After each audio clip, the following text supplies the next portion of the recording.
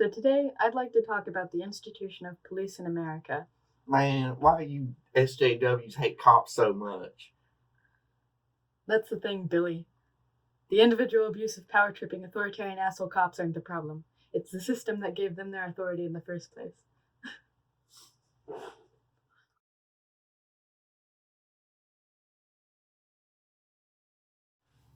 Police in America have taken on the role of controlling the poor and the non-white.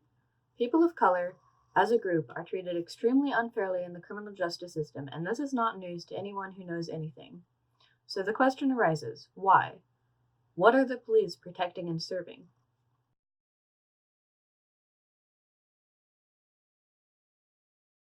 Since the Jim Crow era, police in America have been operating as a means to control people of color and the poor. Today we see Michael Brown, we see Freddie Gray, we see Eric Garner. 20 years ago, we saw Rodney King, Anthony Baez, and Ahmed Diallo. Police act as judge, jury, and executioner for people of color, especially black men and women, Latinx people, and Native Americans. Police brutality is the lynching of the 21st century as they leave black and brown bodies on the streets, and media outlets flock to inner cities to see which thug or delinquent has been taken down by our heroic police officers this week.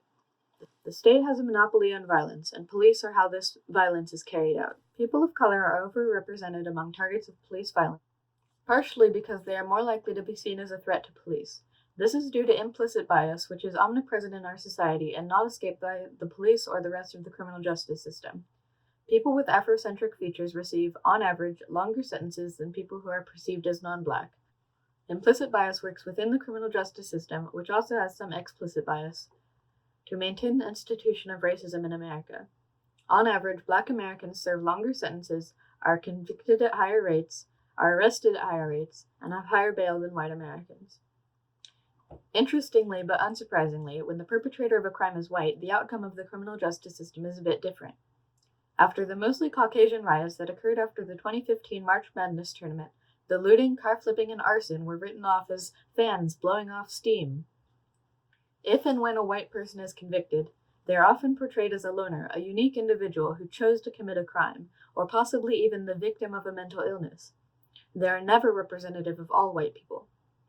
When they go to court, white people are more likely to be able to afford a good defense, and their juries are also usually white, which gives them an advantage.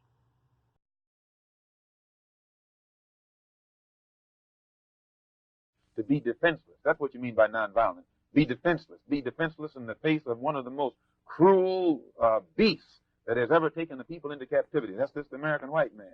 And they have proved it throughout the country by the police dogs and the police clubs. 100 years ago, they used to put on a white sheet and use a bloodhound against Negroes. Today, they have taken off the white sheet and put on police uniforms. They've traded in the bloodhounds for police dogs, and they're still doing the same thing. As we all know, the police force is very diverse. It is unfair to say that all cops are explicitly racist. There are cops that are black, cops that want to help and be good cops, and there are cops that think they're just doing their job and contributing to society. Unfortunately, all cops, at least the ones who have ever done their job, are upholding a racist system. They uphold laws that are designed to target minorities, like the war on drugs. Whites are treated as victims and minorities as criminals. And this bias is mirrored in media and mainstream thought, serving to perpetuate the inequalities of our social structures. These recent murders of black men by police are not new, not accidents, and they are not isolated cases of cops fearing for their personal safety. These incidents are normal. They are a normative practice that both reflects and perpetuates systemic racism. Cops have taken up the reins of a tradition that has existed since the birth of our nation, the regulation of brown and black bodies. First it was the slave overseers and night patrols, then it was the Ku Klux Klan and individual white vigilantes. The state has replaced these unacceptable and outdated agents of control with the police.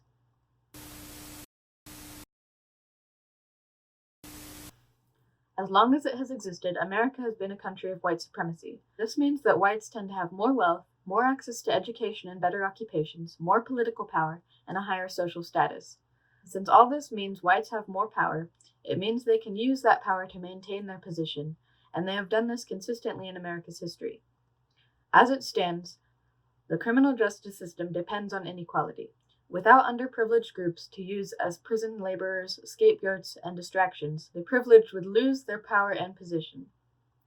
But remember, in any system that alienates two groups from each other, giving one the upper hand, the oppressor will seek to maintain the system and the oppressed will seek to overthrow it.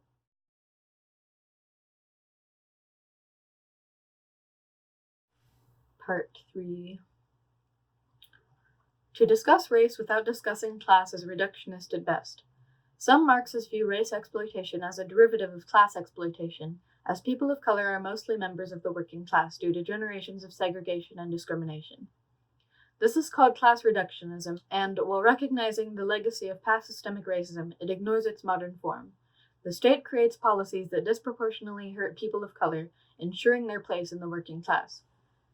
Their policies also hurt women, immigrants, and those who are disabled, transgender, and gay. Forcing these groups into the lower class via targeted policies is a means of oppression.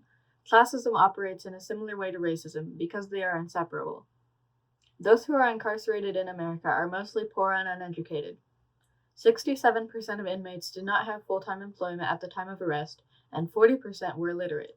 Combine this with systemic racism that forces people of color into poverty, and you have the mass incarceration of black and brown people that we see today.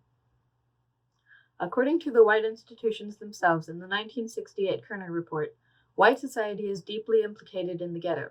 White institutions created it, white institutions maintain it, and white society condones it.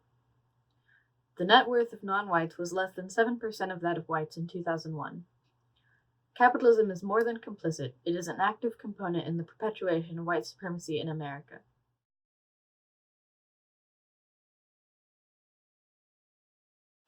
Police exist now and always have to serve one purpose, to protect and serve the status quo. That is, to ensure that the white, the rich, and the powerful always stay on top. This is the primary function of racialization and systemic racism. As people of color are incarcerated by the millions, shot in the streets, murdered in their own homes, you must remember that this is all serving the system. To oppose racialized policing is to oppose the system it protects. To stop racism and classism in the criminal justice system, it is critical to look deeper than individual racist cops and see that the whole system is built on, by, and for oppression. Cause they got the TV, we got the truth. They own the judges and we got the proof. We got hella people, they got helicopters, they got the bombs, and we got the